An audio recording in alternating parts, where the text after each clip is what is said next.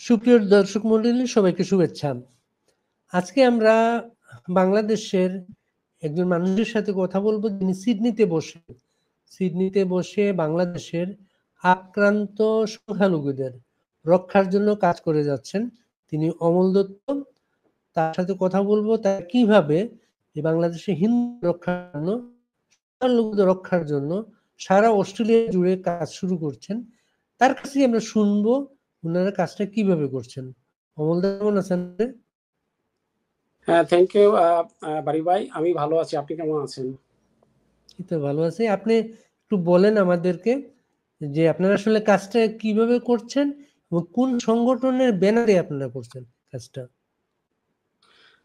বাড়ি ভাই, আপনারা জানেন যে আমরা আসলে মূলত কাজটা মানে বাংলাদেশের সংখ্যালঘু এবং আমাদের যারা ধর্মীয় সংখ্যালঘু থেকে শুরু করে আমাদের যে এথনিক মাইনরিটি যারা আছে, সেই সমস্যাটা আমাদের দীর্ঘদিনের। তো সারা বিশ্বেই এ নিয়ে কাজ হচ্ছে, বাংলাদেশেও কাজ হচ্ছে। তো অস্ট্রেলিয়াও এর ব্যতিক্রম নয়। বাট আমরা এখানে জানেন যে আমাদের বাংলাদেশের অনেক কমিউনিটি অর্গানাইজেশন আছে। তো আমরা যেটা চেষ্টা করেছি অস্ট্রেলিয়া থেকে, একটা নতুন একটি ধারা, যে এখানে সকল সংগঠনকে সম্পৃক্ত করে কমিউনিটির একটা ঐক্যের মাধ্যমে একটা ইউনাইটেড ভয়েস দেয়া, বাংলাদেশের সংখ্যালঘুদের জন্য তাদের যে নাগরিক অধিকার, তাদের যে মানবাধিকার, সেই বিষয়টি সুরক্ষার জন্য। তো সেই লক্ষ্যে আপনারা জানেন, আপনারা হয়তো বা মনে থাকবে 2021-এ যখন দুর্গাপূজায় হামলা হয়, তারপরে আমরা এই সিডনি সহ সারা অস্ট্রেলিয়া ব্যাপী আমরা বিভিন্ন বিক্ষোভ কর্মসূচি পালন করেছি এবং তখন থেকেই এই সংগঠনগুলো একসঙ্গে কাজ করে আসছে। এবং আমরা এর ফলশ্রুতিতে ইতিমধ্যে আমরা একটি সংগঠন করেছি, এই আমব্রেলা সংগঠন, যার নাম হচ্ছে Australian federation for ethnic and religious minorities in Bangladesh. তো এই সংগঠনটির মেম্বার হচ্ছে আমাদের কমিউনিটি অর্গানাইজেশনগুলো। সেখানে একজন ব্যক্তি অ্যাসোসিয়েট মেম্বার হতে পারেন, কিন্তু মূলত সংগঠনগুলো হচ্ছে এর মেম্বার। তো আমরা সকল সংগঠনকে নিয়েই শুধু অস্ট্রেলিয়া নয়, আমরা অস্ট্রেলিয়ার প্রত্যেকটি বড় অন্যান্য যে স্টেট আছে এবং আমাদের যে সেই সিটিগুলো আছে, আমরা সেখানে যুগপৎভাবে একই সাথে আমরা আমাদের অধিকার আদায়ের জন্য আমরা আমাদের যে কর্মসূচি সেটা একসঙ্গে পালন করি। এবং আপনি জানেন যে 5ই আগস্টের পরে যখন বাংলাদেশের সংখ্যালঘুদের উপর হামলা শুরু হয়, আমরা এই সিডনিতে 17ই আগস্ট টাউন হলে আমরা একটি প্রতিবাদ সভার আয়োজন করি। সেখানে হাজার হাজার মানুষ যোগ দেন এবং একই সাথে অন্যান্য যে আমাদের স্টেটগুলো আছে, মেলবোর্ন, পার্থ, ব্রিসবেন এবং অ্যাডিলেড সহ অন্যান্য শহরেও অনুরূপ কর্মসূচি পালিত হয়। এবং এরই ধারাবাহিকতায় আপনারা জানেন যে চিন্ময় প্রভুকে গ্রেপ্তারের পর যে উদ্ভূত পরিস্থিতি সৃষ্টি হয়, আমরা 1st of ডিসেম্বরে আমরা আরেকটি প্রতিবাদ সভা করি সিডনি টাউন হলে এবং সেই একইভাবে আমাদের সেই অস্ট্রেলিয়ার অন্যান্য শহরেও সেই প্রতিবাদ সমাবেশগুলো যুগপৎভাবে অনুষ্ঠিত হয়। তো আমরা যে বার্তাটা আসলে দিতে চাচ্ছি যে এই সমস্যাটা হচ্ছে আমাদের সকলের এবং এটা বাংলাদেশের, এবং আমাদের সকলকে নিয়েই এই সমস্যাটা সমাধান করতে হবে। এবং আমরা যেটা চাই যে আমরা একটা ইনক্লুসিভ বাংলাদেশ চাই। আমরা যে 1972-এর যে সংবিধান পেয়েছিলাম, আমরা সেই সংবিধানের আলোকে আমাদের যে সকলের যে সমান অধিকার এবং ন্যায্যতা, এবং আপনি জানেন যে ধর্মনিরপেক্ষতা, বঙ্গবন্ধু বলেছিলেন যে ধর্মনিরপেক্ষতা বাদ দিলে আসলে বাংলাদেশ এবং পাকিস্তানের মধ্যে কোনো পার্থক্য থাকে না। তো আমাদের সংখ্যালঘুরা সেই বিশ্বাসেই ধারণ করে যে এখানে সবাইকে আসলে বাংলাদেশের নাগরিক হিসেবে দেখতে হবে, নট আমাদের ধর্মীয় পরিচয়। বাট বাস্তবতা হচ্ছে এটাই, আপনি জানেন যে আমাদের সকল কিছুতেই হয়তোবা আমাদেরকে ধর্মীয় আলোকেই বিবেচনা করা হয়।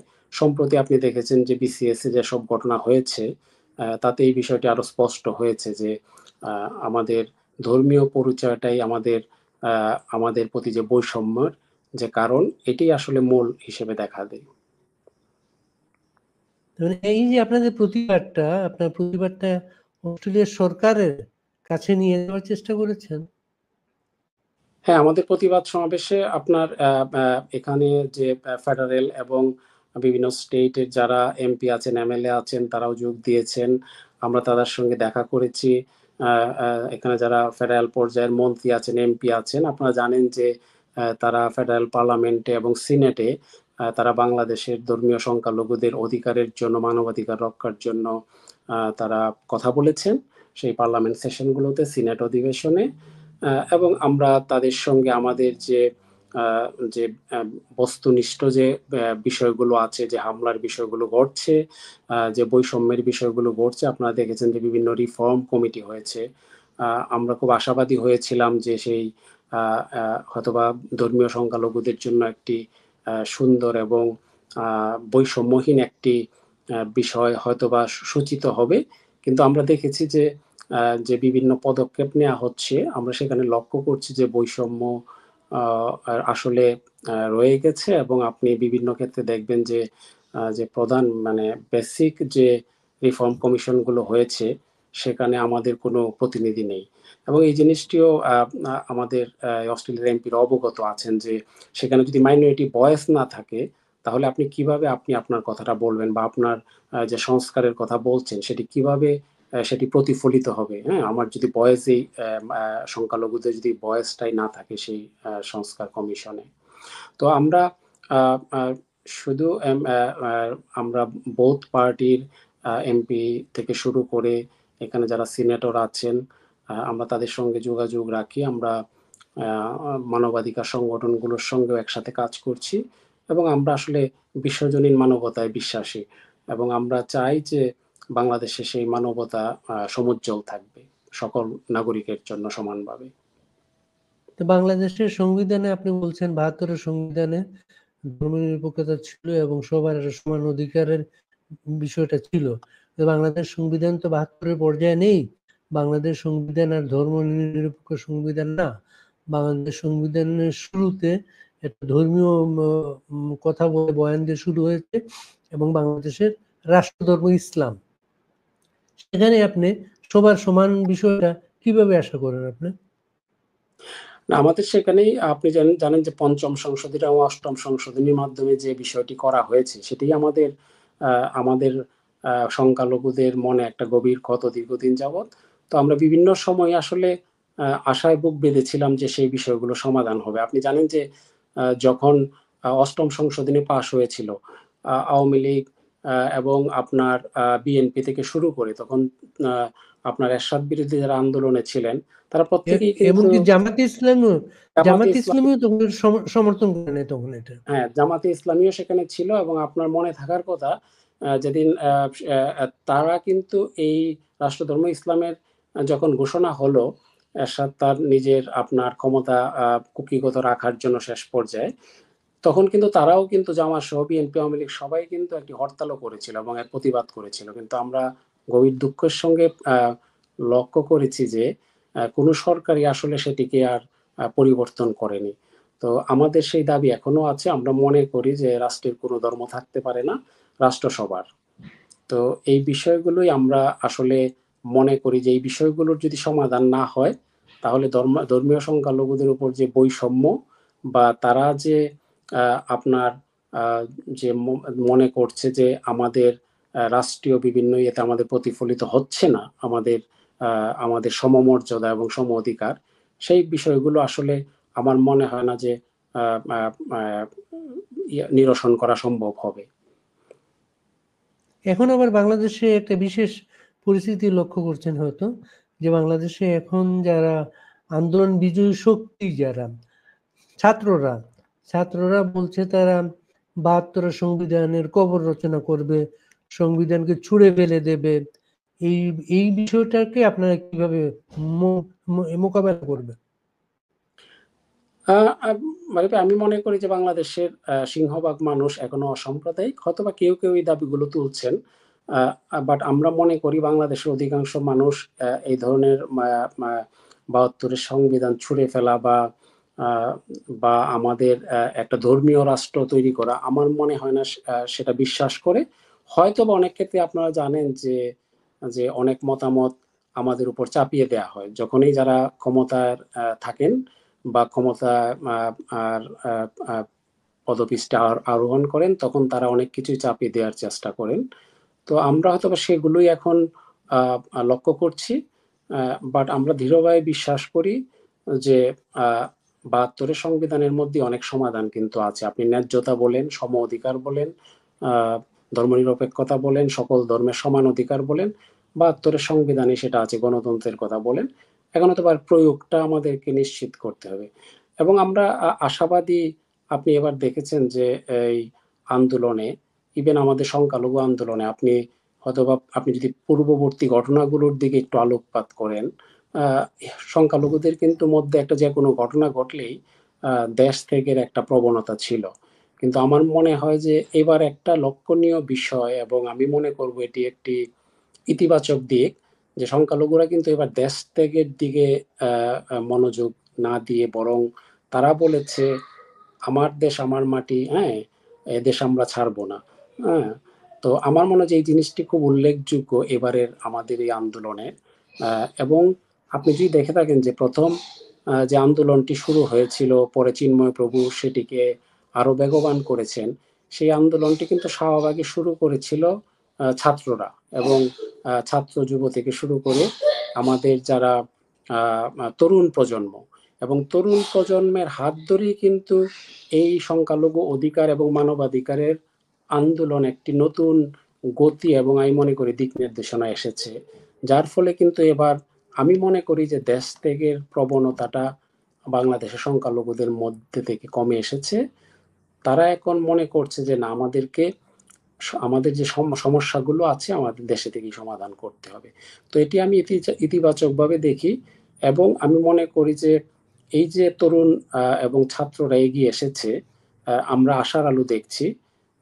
কিন্তু অপরদিকে আবার দেখা যাচ্ছে যে আপনি জানেন যে যে কোনো অধিকার আদায়ের সংগ্রামকেই মানে দমিয়ে দেওয়ার জন্য বিভিন্ন পন্থা অবলম্বন করা হয়। আমরা সেগুলোই লক্ষ্য করছি। চিন্ময় প্রভুর গ্রেফতার থেকে শুরু করে ৬৫ জন আইনজীবীর বিরুদ্ধে মামলা অথবা জামিন শুনানি করতে না দেয়া, আমরা এই জিনিসগুলো যখন দেখছি, তখন আবার আমরা একসময় আশায় বুক বাঁধি, আবার আমরা আশাহত হয়ে যাই। হ্যাঁ, আমরা মনে করি যে হয়তোবা দেশ আবার সঠিক পথে পরিচালিত হবে। কিন্তু যখনই আবার এই ধরনের ঘটনাগুলো ঘটে, যে একজনের যে অধিকার আছে বিচার পাওয়ার, জামিন শুনানি করার, সেগুলো করতে দেয়া হয় না বা মিথ্যা মামলা দেয়া হয়, তখন আবার আমাদের আশাহত হতে হয়। তারপরে আমরা আশা করি যে আমাদের তরুণ প্রজন্ম এবং ছাত্ররা এবার যেভাবে নেমে এসেছে, এবং আপনি দেখেছেন যে এই সিডনি থেকে শুরু করে মেলবোর্ন এবং বিভিন্ন শহরে যে আমাদের যে প্রতিবাদগুলো হয়েছে, এবার আমাদের ইয়াং জেনারেশনের একটা মুখ্য ভূমিকা ছিল এখানে। তো তারাই আসলে চালিকা শক্তি, এবং আমরা মনে করি যে এই যুব শক্তি এবং ছাত্র শক্তি দিয়েই আমাদের সমস্যাগুলো সমাধান আসবে।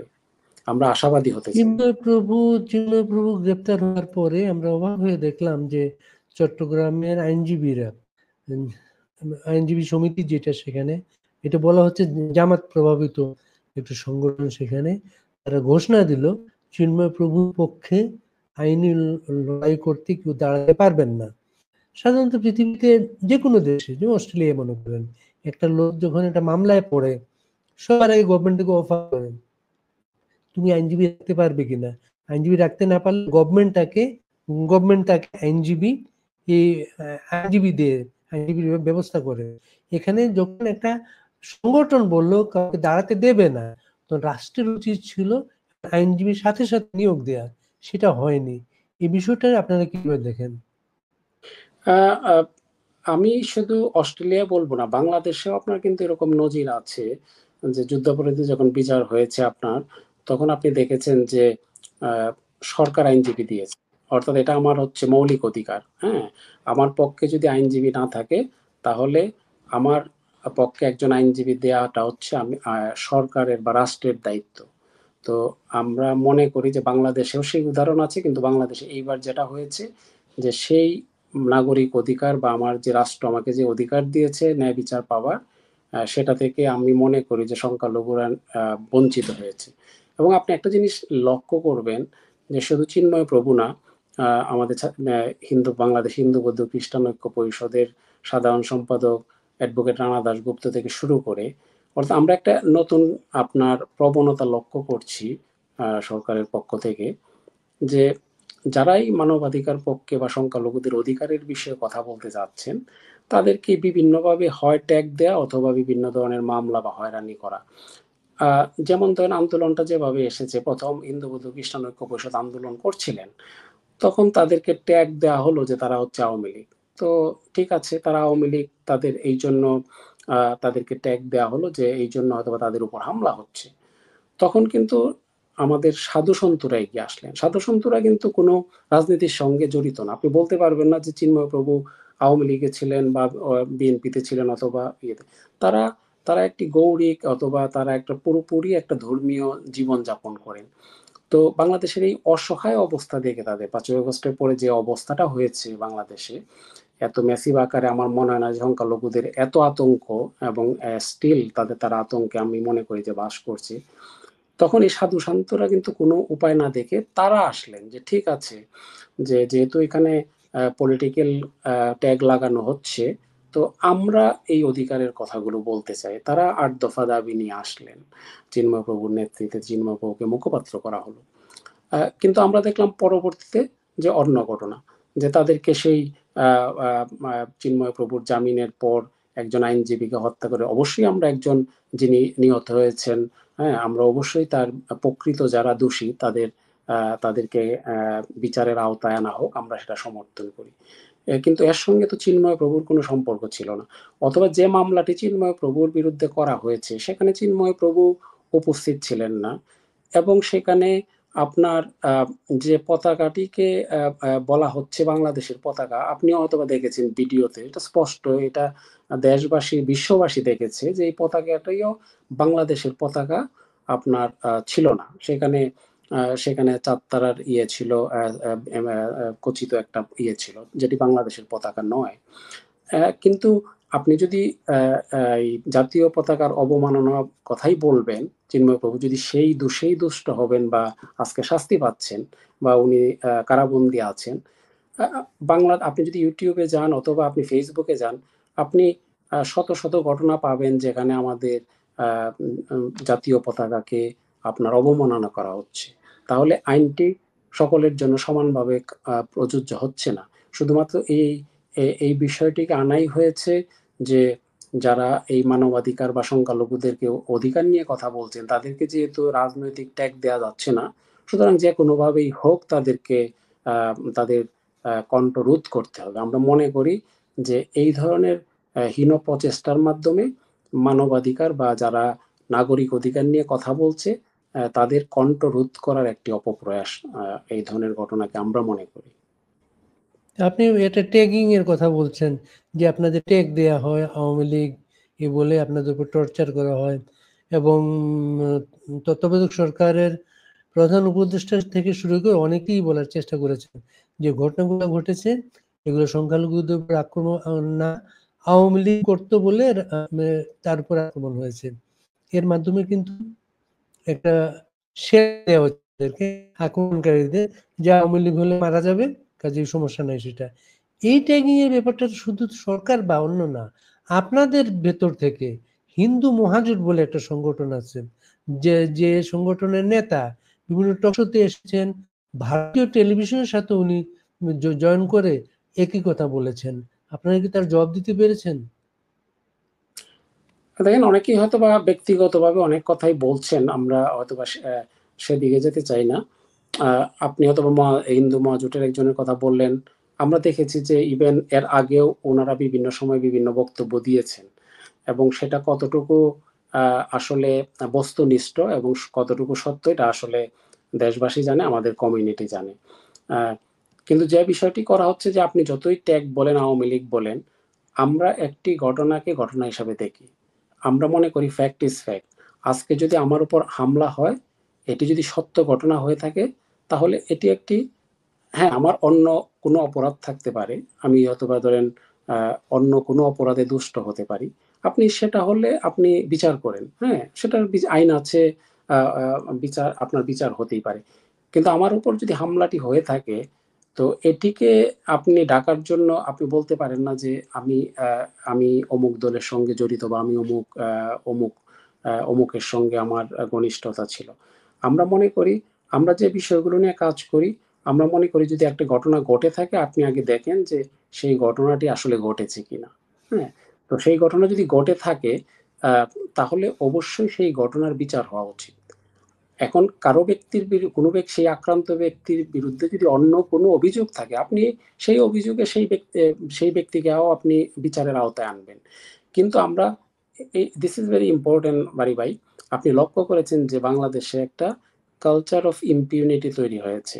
অর্থাৎ বাংলাদেশে এটি প্রতিষ্ঠিত হয়েছে যে ধর্মীয় সংখ্যালঘুদের উপর যদি আঘাত আনা হয় বা এদের উপর যদি কেউ আক্রমণ করে, তার কিন্তু কোনো শাস্তি হয় না এবং তারা ধরেই নিয়েছেন। এবং আমরা মনে করি যে যারা প্রকৃতপক্ষে অপরাধী বা সন্ত্রাসী, এদেরকে কিন্তু এর মাধ্যমে পার করে দেয়া হচ্ছে।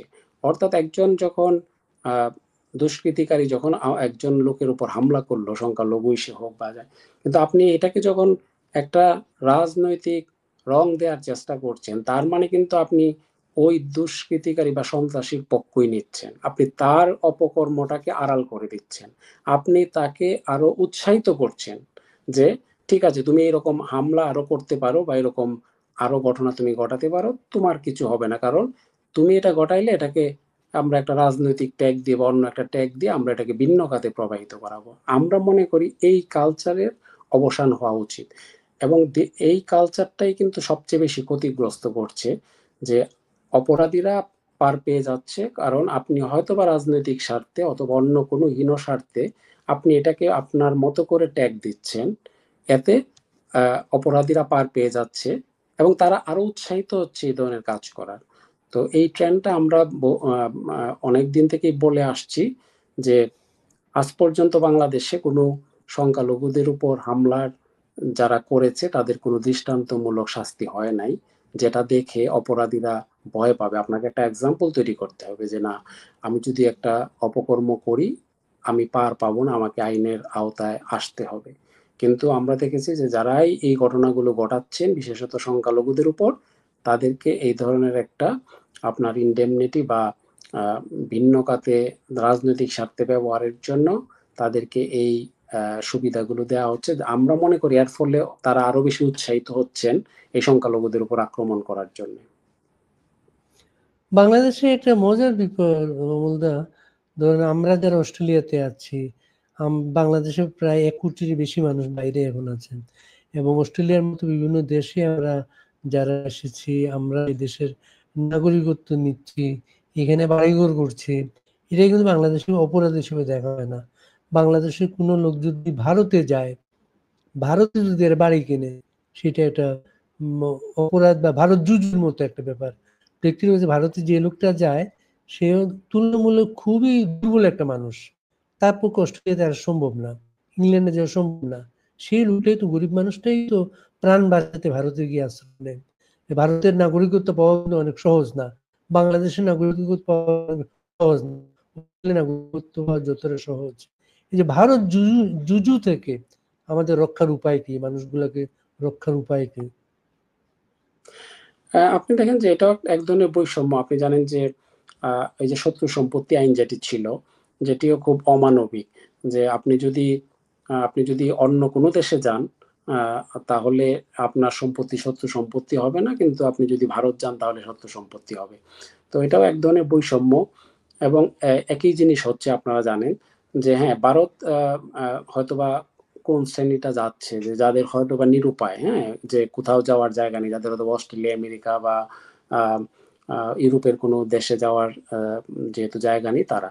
কিন্তু আমি মনে করি তারা যে প্রচারটা করছে এটা পুরোপুরি একটি রাজনৈতিক উদ্দেশ্যেই করছে। এবং আপনি যদি দেখেন যে আহ, স্বাধীনতার পর থেকেই যারাই আসলে মুক্তিযুদ্ধের আমি রাজনীতিকে বাংলাদেশে যেভাবে দেখি, মুক্তিযুদ্ধের সপক্ষ এবং বিপক্ষ, যে শক্তিটাই মুক্তিযুদ্ধের সপক্ষের এগেনস্টে এসেছে, তাদের আমি মনে করি যে মূল পুঁজি হচ্ছে ভারত বিরোধিতা এবং আহ, হিন্দুদের বিরোধিতা।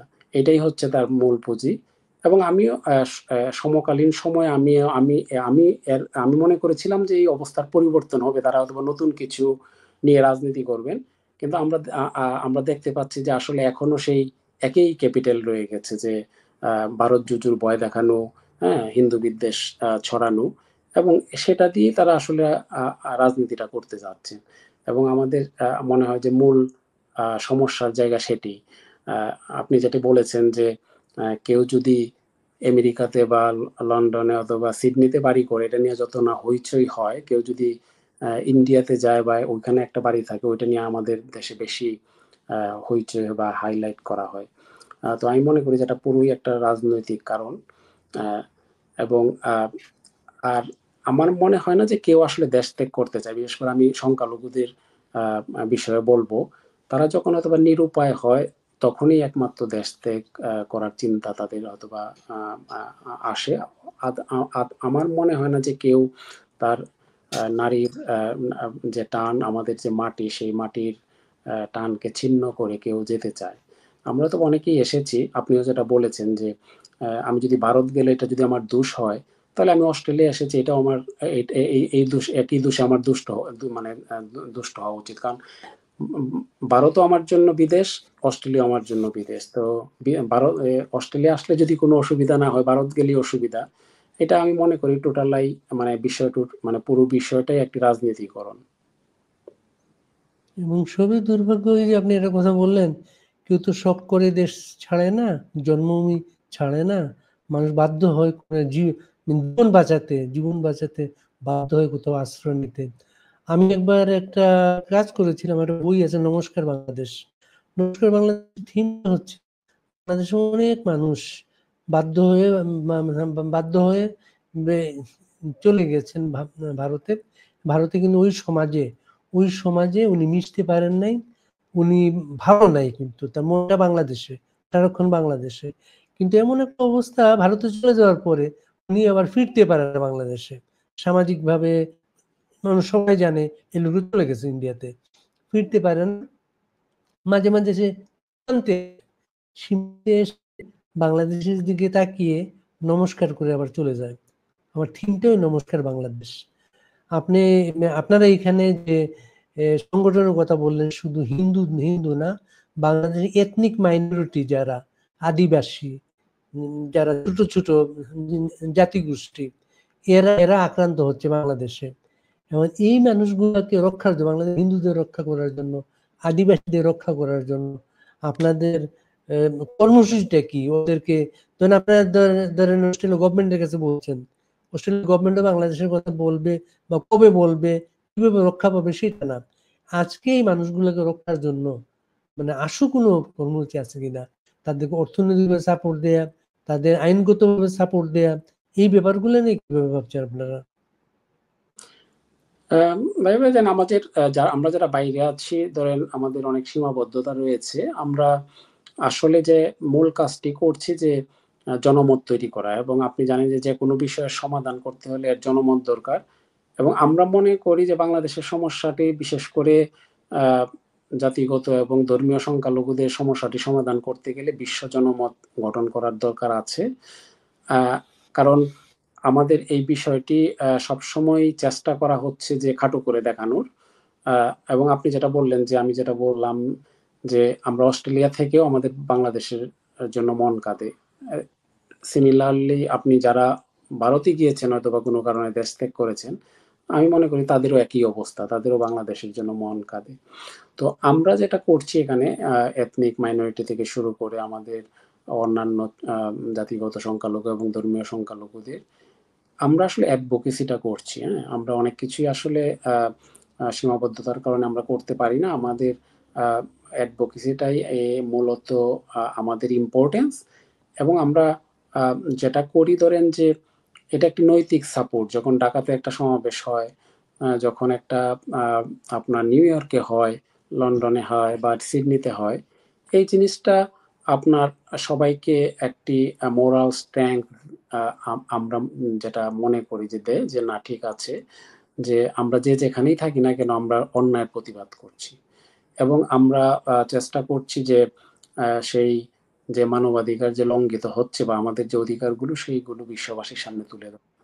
এবং আমরা মনে করি যে এই প্রচেষ্টার ফলশ্রুতিতে হয়তো বা আন্তর্জাতিক সংগঠনগুলো লাইক জাতিসংঘ থেকে শুরু করে অ্যামনেস্টি ইন্টারন্যাশনাল আছে, তারা এগিয়ে আসবেন এবং তারা এগিয়ে এসে হয়তোবা ধরেন আমাদের বাংলাদেশের গভর্নমেন্টকে আহ্বান জানাবেন যে দেশের যে যারা সংখ্যালঘু এবং যে অধিকার তাদের যে ন্যায্য এবং মৌলিক অধিকার সেগুলো রক্ষা করার জন্য।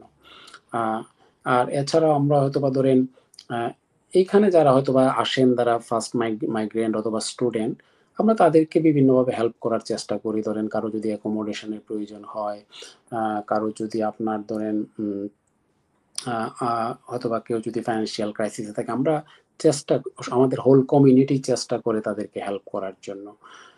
তো আমরা সেইভাবে কাজগুলো করছি। আর আমরা যেহেতু ধরেন সংগঠনগুলো একত্রিত হয়ে আসলে কাজটা শুরু করেছি নতুনভাবে, আগে হয়তোবা বিচ্ছিন্নভাবে করতে এবং আপনি জানেন যে অনেকে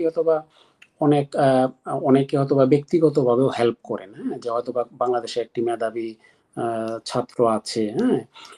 আমাদের এখানে অনেকগুলো অ্যালামনাই অ্যাসোসিয়েশন আছে। ওইগুলোর মাধ্যমে অনেকে হেল্প করেন যে হয়তোবা যারা গরিব ছাত্র তারা পড়াশোনা করতে পারছে না, তাদেরকে হেল্প করা। অনেক সময় দেখা যায় প্রাকৃতিক দুর্যোগে আপনার, হ্যাঁ? যেমন রিসেন্টলি বন্যা হয়ে গেল। সবাই সবার অবস্থান থেকে চেষ্টা করে। তো এটি একটি বিষয় আছে। বাট আমাদের মূল অ্যাক্টিভিটিসটা হচ্ছে অ্যাডভোকেসি ফর হিউম্যান রাইটস। তো অ্যাডভোকেসির যে কথাটা বললেন আপনি, অ্যাডভোকেসির তো গুরুত্বপূর্ণ যে জায়গাটা বাংলাদেশের রাষ্ট্রধর্ম হওয়ার পরে বাংলাদেশটা কিন্তু সব ধর্মের মানুষের কাছে সমান না। বাংলাদেশের রাষ্ট্রধর্ম ইসলাম, মুসলিমদের জন্য মুসলিমদের ধর্ম সেটা, তার রাষ্ট্রধর্ম, দেশের রাষ্ট্রধর্ম, তার ধর্মটা, অন্য ধর্মটা বাংলাদেশের সংবিধানে সমানভাবে নাই সেটা। এখন এই অ্যাডভোকেসিতে এখন বাংলাদেশের সংবিধান সংস্কারের কথাবার্তা চলছে। নতুন সংবিধানে যদি সব ধর্মের মানুষের যদি রাষ্ট্রধর্ম থাকে, সব ধর্মের মানুষের যদি সমান অধিকার না থাকে, তাহলে আপনার অ্যাডভোকেসি তো অ্যাকোমোডেট তো হচ্ছে না। নতুন সংবিধানে যদি একই পরিস্থিতি থাকে, তাহলে আপনার কিভাবে এটা সমঝোতাটা, সামাজিক সমঝোতা গড়ে তুলবেন আপনার?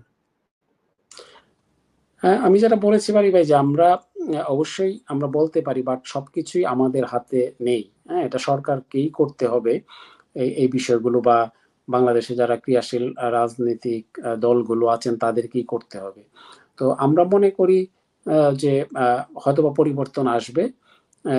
আমরা আশা করি যে কোনো না কোনো সময় আবার আপনার সেই ৭২-এর সংবিধান ফেরত আসবে। হয়তোবা সবাই আমাদের এই বিষয়ে জনমত গঠন করতে হবে। আমি মনে করি না যে এটা শুধু সংখ্যালঘুদের দায়িত্ব। এটা মনে হয় বাংলাদেশের প্রত্যেকটি নাগরিকের কর্তব্য। আপনি যদি দেখেন যে আপনি যদি জাতিকে যদি আপনি ঐক্যবদ্ধ করতে না পারেন, বিভক্ত হয়ে যায়, তাহলে কিন্তু আল্টিমেটলি সেটা দেশের জন্যই কল্যাণকর নয়। তো এইজন্য আমি মনে করি যে আমরা আমাদের কথাগুলো বলতে হবে, হ্যাঁ? হয়তোবা আমরা আপনি যেটা বলেছেন আশঙ্কা আমাদের থেকেই যায়। আমাদের আশঙ্কা করার অনেক কারণ আছে এবং আমরা যে ইন্ডিকেশন গুলা দেখছি, যেটা আমি বললাম যে আপনি দেখেন যদি সংবিধান সংস্কার কমিশন থেকে শুরু করে গুরুত্বপূর্ণ সেই সংস্কার কমিশনগুলোতে কোনো সংখ্যালঘুদের প্রতিনিধিত্ব নেই। এটা থেকে আমরা কিছুটা বুঝতে পারি যে আসলে যে আমরা আশা করছি, বাট সেখানে কতটুকু কাঙ্ক্ষিত পরিবর্তন আসবে সেটা নিয়ে আমরা যথেষ্ট সন্দিহান।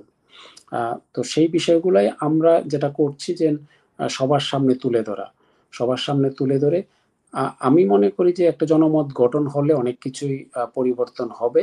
হয়তো হয়তো সময় এটা সময় সাপেক্ষ বিষয়। এটা ইমিডিয়েটও হতে পারে, আরো সময় লাগতে পারে। বাট আমাদের কথাগুলো আমাদেরকে বলতে হবে এবং আমাদের সেই কথাগুলো বিশ্ববাসীকেও জানাতে হবে যে সেখানে কি হচ্ছে। এবং সেখানে আমি মনে করি যে আন্তর্জাতিক প্রতিষ্ঠানগুলোর আমি যেগুলো বললাম যে আপনার যে সেখানে একটি গুরুত্বপূর্ণ ভূমিকা আছে, হ্যাঁ? এবং তারা সেই ভূমিকাটি রাখতে পারে আমাদের অধিকারের বিষয়ে বা ইনক্লুসিভ বাংলাদেশের বিষয়ে। আপনাদের আন্দোলন জয়ী হোক, বাংলাদেশ সব মানুষের দেশ। বাংলাদেশ মুক্তিযুদ্ধের শহীদদের স্বপ্নের দেশ হোক। অনেক ধন্যবাদ আপনাকে, ভালো থাকবেন। ধন্যবাদ পারি ভাই আপনাকেও আমাকে যুক্ত করার জন্য। আমিও আপনার সঙ্গে সুর মিলিয়ে বলবো, এই দেশ হোক সব মানুষের, হ্যাঁ, আমরা সেই বিশ্বাসী এবং সেই বিশ্বাসটাই আমরা বুকে লালন করতে চাই। ধন্যবাদ। শুভরাত্রি। শুভরাত্রি।